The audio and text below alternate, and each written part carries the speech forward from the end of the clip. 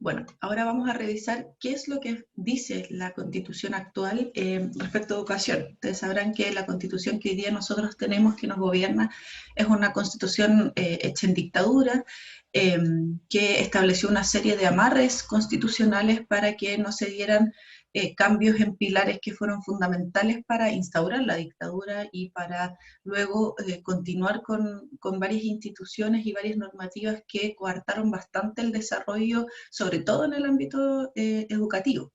Eh, Vamos a hablar también respecto a la situación de la educación en esos momentos, pero concretamente, ¿qué es lo que dice la Constitución del 80 respecto a educación? Bueno, son dos artículos los que componen, los que mencionan el tema educativo, y aquí quiero que, yo sé que es harta información, pero quiero que nos concentremos en aquellos donde yo les fui subrayando los temas centrales, ¿ya?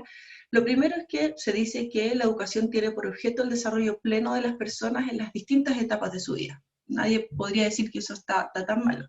Sin embargo, hay una serie de adjetivos que son importantes al momento de hablar de desarrollo pleno que debieran estar consagrados en la Constitución.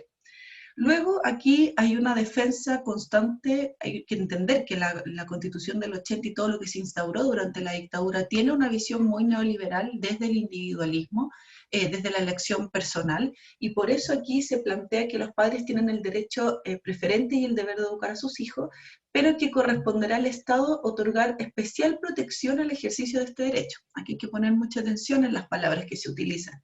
Especial protección. Aquí no se habla de que el Estado sea garante del derecho a la educación, sino que proteja ese derecho, lo que lo deja en una posición bastante ambigua. Luego dice que para el Estado es obligatorio promover la educación parvularia, por lo que va a financiar un sistema gratuito desde el nivel medio menor, destinado a asegurar el acceso hasta los niveles superiores. Luego se plantea que el segundo nivel de transición es obligatorio, que es un requisito para la educación básica, que es el KIT. ¿Ya? Entonces, aquí de nuevo la palabra que se utiliza es promover, ¿ya? Y aquí nuevamente, como les digo, hay ciertos adjetivos que nos permiten luego, cuando se redacte la nueva constitución, profundizar en estos temas y que sea una garantía que el Estado entrega y que se entrega a los distintos ciudadanos. También hay que pensar que nosotros como ciudadanos estamos dentro de un pacto social en el que cedemos una serie de elementos al Estado para que garantice nuestra seguridad y proteja nuestros derechos. Entonces esto es una cosa que debiera ser bastante más bidireccional. Luego se plantea que la educación básica y media son obligatorias y que el Estado debe financiar un sistema gratuito con tal objeto, que es algo que existe en nuestro país. Y luego se plantea que el Estado debe fomentar el desarrollo de la educación en todos sus niveles, ¿ya? Estimular la investigación científica, tecnológica, etcétera, y que es deber de la comunidad contribuir al desarrollo y perfeccionamiento de la educación. En mi opinión, elementos bastante ambiguos. Luego hay un artículo que es el artículo 11, numeral 10, en el que se habla de la libertad de enseñanza. La libertad de enseñanza, uno puede entenderla desde dos acepciones, o históricamente en el ámbito educativo se ha entendido desde dos acepciones. Por un lado está esta idea de la libertad de cátedra, de la libertad de los proyectos educativos, es decir, que una persona pueda abrir un proyecto educativo vinculado a una religión o vinculado a un sello educativo que le parece importante, por ejemplo, un sello más deportivo, un sello artístico. Entonces está la libertad como de abrir esos proyectos. Pero lo que hizo la Constitución del 80 fue transformar esa libertad de enseñanza en libertad de emprendimiento, es decir, de ver a las escuelas como empresas, que eso es algo que se hizo durante la dictadura, de traspasar las nociones de mercado a los distintos ámbitos de la vida, desde la salud, educación, trabajo, las viviendas, todo eso se le incorporaron lógicas muy de mercado. Entonces aquí se hizo lo mismo. Aquí en la libertad de enseñanza lo que incluye es el derecho a abrir, organizar y mantener establecimientos educacionales. ¿Ya? Y dice que no tiene otras limitaciones que las impuestas por la moral, las buenas costumbres, el orden público y la seguridad nacional. Es decir, si se abría, por ejemplo, una escuela como que según estas personas tuviera alguna orientación quizás política más de izquierda, eso atentaría contra la seguridad nacional, por ejemplo, o en donde no se impulsaran las buenas costumbres que se entendían en esa época, también atentaría contra eso. Entonces, Y bueno, acá como tercer punto se plantea que no podrá orientarse a propagar tendencias políticas partidistas algunas, ¿ya? Luego, finalmente, los padres tienen el derecho a escoger el establecimiento de enseñanza de sus hijos.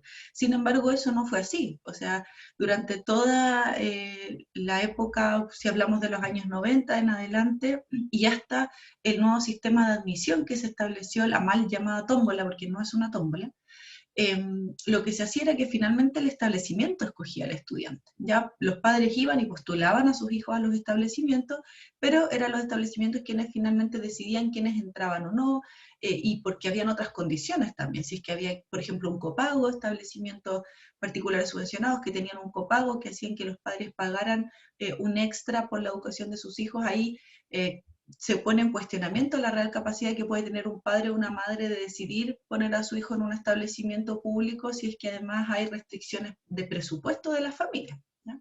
Entonces, esto es lo que dice hoy día la Constitución actual respecto a educación. Como ven, hay una alta protección a la libertad de emprendimiento. Se entiende que el establecimiento educativo lo puede abrir cualquier persona que no esté inhabilitado por alguna de las inhabilidades que establece la Constitución, que son bastante como de sentido común. Eh, y que a mí me llama mucho la atención esto de que no hay otras limitaciones que las impuestas por la moral, las buenas costumbres. O sea, si un proyecto educativo es discriminatorio porque no acepta ciertos niños con ciertas condiciones, eso al parecer no debiera ser motivo para que dejara de existir ese establecimiento. Entonces, bueno, hay ciertas cosas que por eso hoy día distintas personas están empujando cambios en la Constitución. Y aquí lo que yo les quiero como proponer de lectura respecto a lo que estamos viviendo hoy día es que es necesario establecer una nueva relación entre la educación y el Estado, una relación que ha estado muy desgastada, eh, una relación que se basa un poco en la desconfianza en las escuelas, la desconfianza con los profesores, profesoras y educadoras y educadores. Entonces, yo creo que quiero que hagamos una lectura de poder pensar en una nueva relación entre el Estado y la educación. ¿Ya? Entonces, aquí, bueno, yo les dije la lectura de la Universidad Alberto Hurtado, que hizo esta serie de conversaciones para establecer algunos nudos críticos, y los vamos a revisar aquí rápidamente. Primero, ellos plantean que se debe resguardar el derecho a una educación de calidad. No es solamente que el Estado garantiza el acceso a la educación, sino que garantiza el acceso a una educación de calidad. Y ahí hay un salto importante, o sea, no es que a mí me den cualquier educación, tiene que ser una educación que me permita el desarrollo para la vida. Luego, que la educación se tiene que entender como un proceso que es a lo largo de la vida, no es solamente en la etapa entre que el niño o la niña va a la sala cuna y sale de la universidad, sino que es un proceso que debe ser entendido como que es a lo largo de la vida, que es formativo, y que aquí, por ejemplo, se plantea que el acceso, la permanencia y el egreso de la educación superior no deben estar supeditados a las condiciones económicas que tienen las familias o los estudiantes. Luego, se plantea también que debe haber un balance entre promover un desarrollo individual, pero también un desarrollo del colectivo, ¿ya? Del objetivo de la educación como también un espacio de socialización y en donde entendemos y empezamos a ver cómo nos relacionamos entre quienes vivimos en una comunidad, ¿ya?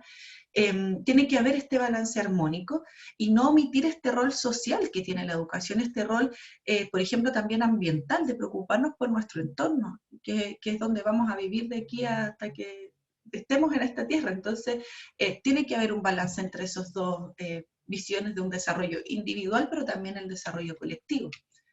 Luego se plantea también que tiene que haber un trato preferente hacia la educación pública. ¿Por qué? La educación pública es aquella que permite llegar a todo el territorio. Los colegios particulares pagados no van a llegar donde no hay suficiente demanda de estudiantes.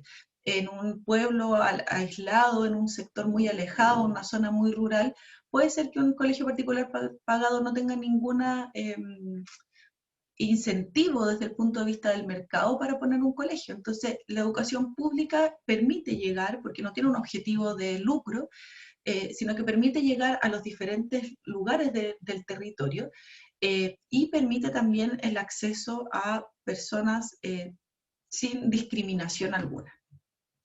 Luego se plantea aquí que la libertad de enseñanza debiera estar bajo un marco regulado, es decir, la apertura de colegios debiera responder también a una normativa bastante estricta en donde haya un apego a esta visión común que la educación debe impulsar y en donde deben asegurarse algunos elementos como la no discriminación, como un aprendizaje y desarrollo integral, el bienestar de los niños y niñas, es decir, que no por ser un colegio particular pagado se pueda discriminar a un niño o una niña porque no cumple con ciertos elementos que esos colegios demandan. Por ejemplo, no sé, que los padres estén casados por la iglesia. O sea, vamos a discriminar a un niño para ingresar a ese colegio o niña porque los padres no están casados por la iglesia. Entonces, todas esas cosas, toda esa relación entre este mundo privado de la educación tiene que estar regulado bajo algunos preceptos que deben apuntar a la no discriminación y a un aprendizaje y desarrollo integral. Luego también es asegurar la participación de los distintos actores. Hay muchas voces empujando que la nueva constitución incorpore mecanismos de participación ciudadana, sobre todo de quienes son parte de las comunidades educativas, que considera a los estudiantes, que considera a los profesores, a los apoderados, etc. Y por último, aquí esto también me parece de suma relevancia, que es poner en un rol central en la Constitución a las docentes, educadores y educadoras, ¿ya? Porque son una pieza fundamental del sistema educativo y porque la Constitución debe reconocer este estatus, asegurando que hayan condiciones laborales y de ejercicio que sean óptimas para su desempeño.